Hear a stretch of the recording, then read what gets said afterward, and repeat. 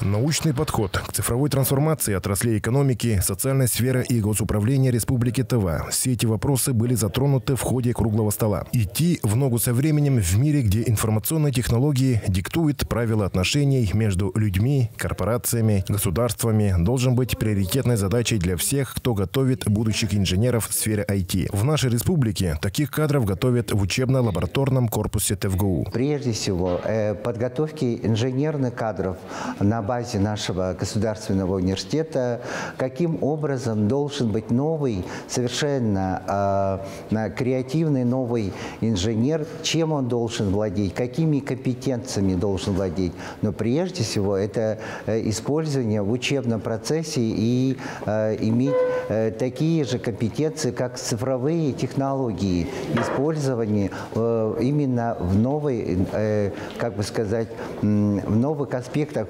данного, как бы сказать, специальности. Мы готовим более 12 таких направлений и готовим различных профилей инженеров с высшим образованием. И не только с высшим образованием, но это и есть магистратура и в аспирантуре. Круглый стол приурочен также к предстоящему 90-летнему юбилею видного государственного деятеля, президента Ассоциации инженеров Тувы Чимитаржу Паировича Андара, который дал своим коллегам советы и наказы. Думаем, что нам надо обновить общий состав.